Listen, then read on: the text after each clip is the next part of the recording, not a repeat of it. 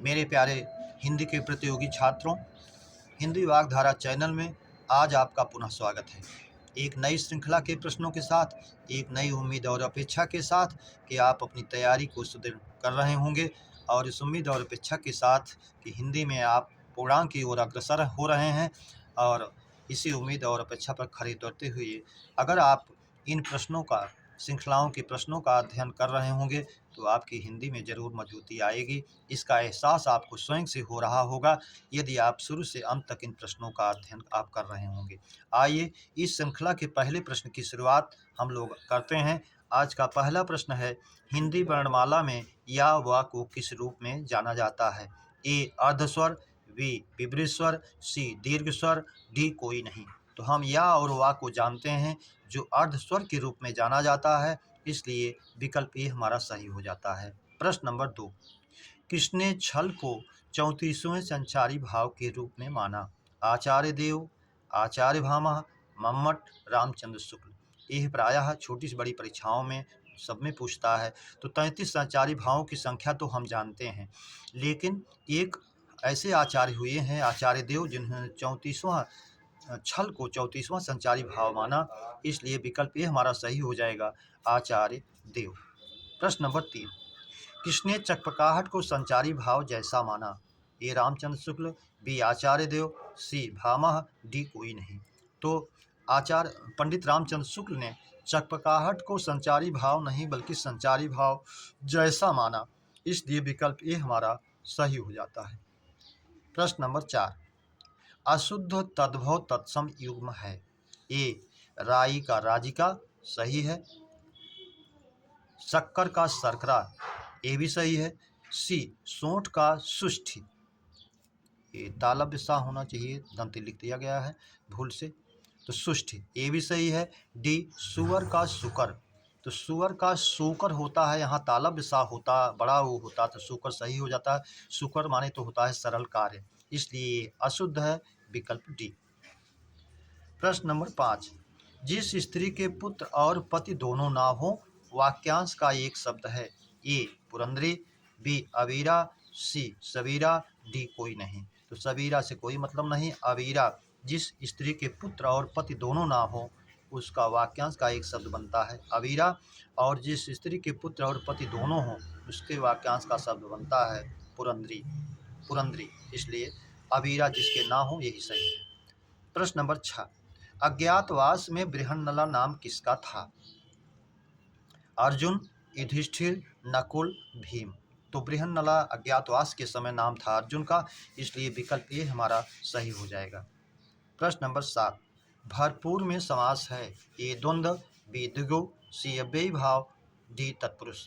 तो भरपूर में भर जो है निपात है, और ये अब आप जानते हैं जिसका प्रथम पद अव्यय उपसर्ग या निपात होता है वो अव्ययी भाव होता है।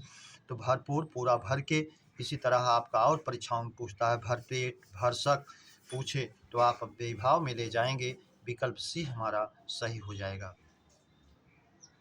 प्रश्न नंबर 8, थोड़ा बहुत में समास है? ए द्वंद्व समास, बी बहुव्रीहि समास, सी तत्पुरुष समास, डी कर्मधारय समास। थोड़ा बहुत, लाभालाभ, ये जो पूछे आपसे ठंडा गर्म, तो आप इसको द्वंद्व समास में, जो कि ये वैकल्पिक का भेद है, द्वंद्व समास में वैकल्पिक, इसका वैकल्पिक द्वंद्व उपभेद है, इसलिए द्वंद्व समास में ही जाएगा। द्वंद्व समास का भेद होने के नाते थोड़ा बहुत जो विलोमार्थी शब्द होते हैं वो द्वंद्व समास में जाते हैं, वैकल्पिक द्वंद्व में। प्रश्न नंबर 9, संकीर्ण विचारों वाला व्यक्ति वाक्यांश का एक शब्द है? ए कृपण, बी दकियानुष, सी उदार, डी अनुदार। तो हम जानते हैं संकीर्ण विचारों वाले व्यक्ति के लिए वाक्यांश का एक शब्द बनता है दकियानुष, इसलिए विकल्प भी हमारा सही हो जाएगा। प्रश्न नंबर 10, राम भजन जो करत नहीं भव बंधन भय ताहि। राम भजन जो करत नहीं भव बंधन भय ताहि। उक्त पंक्तियों में अलंकार है छेकानुप्रास, वृत्यानुप्रास, लाटानुप्रास, अंत्यानुप्रास। अंत्यानुप्रास आप जानते हैं जहां अंतिम वर्ण की आवृत्ति होती है अंत में। प्रभु जी तुम चंदन हम बाती, जाकी ज्योति जलत जलय दिन राती। तो ती ती आ रहा है तो अंत्यानुप्रास है। लाटानुप्रास जहाँ वाक्य या उपवाक्य की आवृत्ति होती है किंतु उसके अर्थ में भिन्नता होती है, वो लाटा अनुप्रास होता है। वो यहाँ है राम का भजन जो करता है उसके भव बाधा नहीं होती है, भय नहीं होता है, और राम भजन जो नहीं करता है उसको भवबंधन का भय बना रहता है, इसलिए जो है ये लाटा अनुप्रास में जाएगा। वृत्त्यानुप्रास, जहाँ एक वर्ण की आवृत्ति कई बार होती है, जैसे आप कहते हैं तरन तनुजा तर तमाल तरु बहुछाए।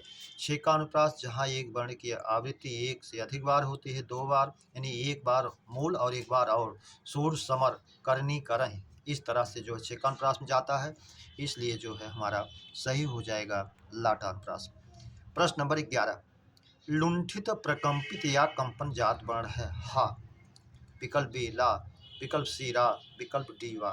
तो वा जो है हमारा अर्धस्वर, या और वा में से वा एक है। रा जो है हमारा प्रकंपित कंपन जात या लुंठित व्यंजन है, इसलिए विकल्प सी सही है। ला पार्श्विक व्यंजन है। हा स्वर यंत्रमुखी या काकल्य वर्ण है। प्रश्न नंबर 12, वह पत्र लिखता है रचना की दृष्टि से वाक्य है, ए सरल वाक्य, बी संयुक्त वाक्य, सी मिश्र वाक्य, डी कोई नहीं। तो हम जानते हैं रचना या बनावट के आधार पर जब एक उद्देश्य और एक विधेय होता है तो सरल वाक्य होता है। इसमें एक उद्देश्य और एक विधेय है, इसलिए विकल्प ए हमारा सरल वाक्य सही हो जाएगा। प्रश्न नंबर 13, गुरुत्व और गुरुता में संज्ञा है, ए व्यक्तिवाचक, बी भाववाचक, सी जातिवाचक, डी समूहवाचक। जो जानते हैं जिसमें गुरुता का भाव हो, दोनों शब्दों में गुरुत्व और त्वा और ता प्रत्यय से भाववाचक संज्ञा बनाई गई है, जिसमें गुरु होने का भाव हो तो इसलिए भाववाचक होगा, विकल्प भी हमारा सही हो जाएगा। प्रश्न नंबर 14, गिरा का अनेकार्थी है, ए बाणी, बी सरस्वती, सी जिह्वा, डी सभी।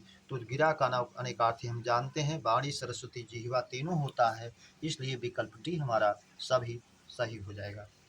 प्रश्न नंबर 15, कश्मीरी सेब सिंदूरी लाल होता है में विशेषण है, गुणवाचक, परिमाणवाचक, संख्यावाचक, सार्वनामिक। तो इसमें सार्वनामिक, संख्या या परिमाण की बात नहीं बताई गई है।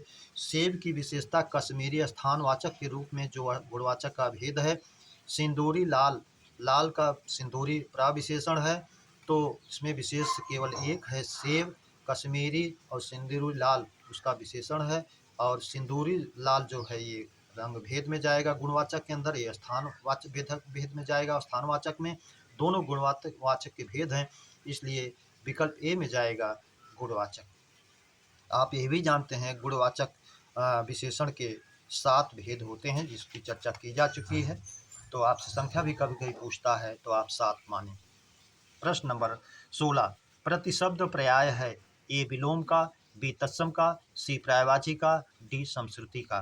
तो अभी आरओ की हुई परीक्षा में पूछा था कि पर्यायवाची का पर्यायवाची है, समानार्थक प्रतिशब्द दोनों माना था, तो प्रतिशब्द और है भी प्रतिशब्द जो है पर्यायवाची का है, इसलिए विकल्प सी हमारा सही हो जाएगा। प्रश्न नंबर 17, बच्चा खेलकर सो गया में क्रिया है, ए नाम धातु, बी पूर्वकालिक, सी प्रेरणार्थक, डी अनुकरणात्मक। अनुकरणात्मक वो होती है जो ध्वनियों का अनुसरण करके बनाई गई है, हिन्नाना, खटखटाना, भनभनाना। सी प्रेरणार्थक, जब कर्ता स्वयं कार्य ना करके दूसरे से करवाता है, वह उससे पत्र लिखवाता है। पूर्वकालिक क्रिया, जब कर्ता एक कार्य को पूरा करके एक क्रिया पूरी करके दूसरी तुरंत शुरू करता है तो पूर्वकालिक क्रिया होती है, इसलिए विकल्प भी हमारा सही हो जाएगा। नाम धातु आप जानते हैं जो क्रियाएं संज्ञा सर्वनाम विशेषण से बनाई जाती हैं नाम धातु होती हैं, इसलिए नहीं होगा। प्रश्न नंबर 18, यदि उजड़ना अकर्मक है तो इसका सकर्मक है, ए उजाड़ना, बी उजड़वाना, सी उजड़न, डी कोई नहीं। तो हम जानते हैं ये अकर्मक क्रियाएं जो हैं जब प्रेरणार्थक बना दी जाती हैं तो सकर्मक हो जाती हैं, इसलिए और उसका 2 रूप होता है, प्रथम प्रेरणार्थक, द्वितीय प्रेरणार्थक। तो प्रथम उजड़ना का प्रथम प्रेरणार्थक उजाड़ना, तो सबसे पहले हम इसी मिला है तो इसी को मान लेंगे, जबकि उजड़वाना भी इसका द्वितीय प्रेरणार्थक होता है। प्रश्न नंबर 19, क्रमेलक महाग्रीव या दीर्घग्रीव पर्याय है, ए ऊंट का, बी घोड़ा का, सी गज का, डी गधा का। तो क्रमेलक जो टेढ़ी गर्दन करके चलता हो, झुककर चलता हो, उसे क्रमेलक ऊंट कहते हैं। महाग्रीव जिसकी गर्दन बड़ी हो तो ये भी है। दीर्घग्रीव जिसकी गर्दन दीर्घ हो, बड़ी हो, ये भी है, इसलिए ऊंट का पर्याय होगा, विकल्प ए हमारा सही हो जाएगा। प्रश्न नंबर 20, जहाँ कर्म तथा क्रिया एक ही धातु से बनी हो वह क्रिया है। ए सजातीय क्रिया, बी अकर्मक क्रिया, सी एक कर्मक क्रिया, डी द्विकर्मक क्रिया। तो जब एक ही क्रिया से बनता है, कर्म और क्रिया दोनों बनती हैं, तो उसे सजातीय क्रिया कहते हैं। इसलिए विकल्प ए हमारा सही हो जाएगा। इसका दृष्टांत आपको पहले प्रश्न में मिलेगा। उदाहरण, श्याम ने खाना खाया, वह अनेक बोलियां बोलता है। दोनों वाक्यों में पूछ रहा है कैसी क्रिया है। ए सजातीय क्रिया, बी विजातीय क्रिया, सी अकर्मक क्रिया, डी कोई नहीं।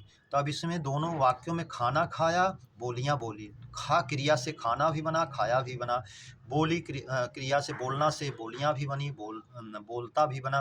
तो इसलिए जो है एक ही क्रिया से कर्म और क्रिया दोनों बन रही हैं, इसलिए सजातीय क्रिया होगी। प्रश्न नंबर 22, गीतिका और गीत कुंज रचना है प्रेमचंद की, जयशंकर प्रसाद की, सी जायसी की, डी सूर्यकांत त्रिपाठी निराला की। तो गीतिका और गीतिका कुंज सूर्यकांत त्रिपाठी निराला की है, इसलिए विकल्प डी सही हो जाएगा। प्रश्न नंबर 23, मत खबरदार कैसा निपात है? नकारार्थक निपात, निषेधात्मक निपात, तुलना बोधक निपात, आदर बोधक निपात। तो आदर बोधक में जी आदि होता है, तुलना बोधक में सा आदि होता है, निषेधात्मक में जो होता है मत खबरदार होता है, नकारार्थक में नहीं जी नहीं होता है। तो मत खबरदार ये जो है निषेधात्मक में जाएगा, विकल्प भी हमारा सही हो जाएगा। प्रश्न नंबर 24, अरे तुमने क्या कर दिया कैसा अव्यय है? विस्मयादि बोधक, संबंध बोधक, समुच्चय बोधक, कोई नहीं। अरे आश्चर्य की बात की जा रही है, इसलिए जो है विस्मयाद बोधक में जाएगा। हर्ष, शोक, विस्मय, आश्चर्य की बात जहाँ की जाए वहाँ विस्मयाद बोधक अव्यय होता है। प्रश्न नंबर 25, यदि वह आए तो मैं जाऊं में काल है। हेतु हेतु मद भूत, हेतु हेतु मद भविष्य, सी संभाव्य भूत, डी सामान्य भूत।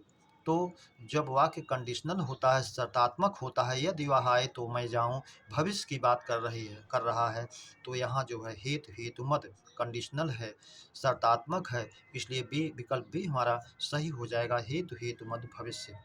प्रश्न नंबर 26, माता जी से बैठा नहीं जाता में वाच्य है। ए कृतवाच्य, बी कर्मवाच्य, सी भाववाच्य, डी तीनों। तो माता जी से बैठा नहीं जाता, इसमें निषेधात्मक भाव दर्शाया गया है और क्रिया का प्रभाव कर्ता के अनुसार है, इसलिए जो है भाववाच्य में जाएगा। भाववाच्य विकल्प सी हमारा सही हो जाएगा। प्रश्न नंबर 27, अपनी बात को कहने का तरीका ही डॉट डॉट है, रिक्त स्थान पूरित करें। ए काल, बी वाच्य, सी क्रिया, डी कर्म। तो अपनी बात को कहने का तरीका, स्टाइल, ढंग ही वाच्य होता है, इसलिए विकल्प भी हमारा सही हो जाएगा। प्रश्न नंबर 28, आंसू, प्राण, लोग, दर्शन, केश, बाल, दाम, समाचार पत्र आदि हैं। सदा एक वचन, सदा बहुवचन, दोनों, कोई नहीं। तो आप जानते हैं आंसू, प्राण, लोग, दर्शन, केश, बाल, दाम, समाचार पत्र, हस्ताक्षर, होश, ये सब बहुवचन में प्रायः होते हैं सदा, इसलिए विकल्प भी सही हो जाएगा, सदा बहुवचन। प्रश्न नंबर 29, पाला, बर्फ, चांदनी, शीतलता किसका अनेकार्थी है? तुहिन, तुरंग, तात, द्विज। तो द्विज में हम जानते हैं ब्रह्मा का पर्यायवाची है, ब्राह्मण, पक्षी, चंद्रमा दांत का होता है, इसलिए नहीं है। तात पिता, पूज्य, गुरु, भाई, मित्र, धारा, मर्म, बड़ा, ये भी नहीं है। तुरंग, तुरंग घोड़ा भी होता है, चित्त भी होता है, ये भी नहीं है। तुहिन, पाला, बर्फ, चांदनी, शीतलता, ये सब जो है तुहिन के अनेकार्थी हैं, इसलिए विकल्प ए सही हो जाएगा। प्रश्न नंबर 30, शुद्ध वाक्य है हस्ताक्षर बना दीजिए, अशुद्ध है, अगर ये होता हस्ताक्षर कर दीजिए तो शुद्ध हो जाता। बी, संकल्प ले लीजिए, संकल्प हमेशा किया जाता है, लिया नहीं जाता, अगर ये होता संकल्प कर लीजिए तो शुद्ध हो जाता। प्रश्न नंबर सी, लोग भोजन खा रहे हैं, भोजन खाया नहीं भोजन किया जाता है, अगर होता कि लोग भोजन कर रहे हैं तो सही हो जाता। डी, प्रातःकाल का दृश्य सुहावना है, वाक्य पूरी तरह से शुद्ध है, इसलिए विकल्प डी सही हो जाएगा। मेरे प्यारे बच्चों, आज इस श्रृंखला के प्रश्नों की चर्चा हम लोगों ने विधिवत किया। उम्मीद करता हूँ ये श्रृंखला आपको बेहतर लग रही होगी, तो आपसे वही एक उम्मीद और अपेक्षा जो बार बार कही जाती है, और इसे सब्सक्राइब, लाइक और शेयर अपने मित्रों में ज़रूर करेंगे, जिससे बनाने वालों का, लिखने वालों का भी मनोबल थोड़ा बढ़े। इसी उम्मीद और अपेक्षा के साथ आप सभी को आपके उज्जवल भविष्य की कामना के साथ हृदय से धन्यवाद। जय हिंद, जय भारत।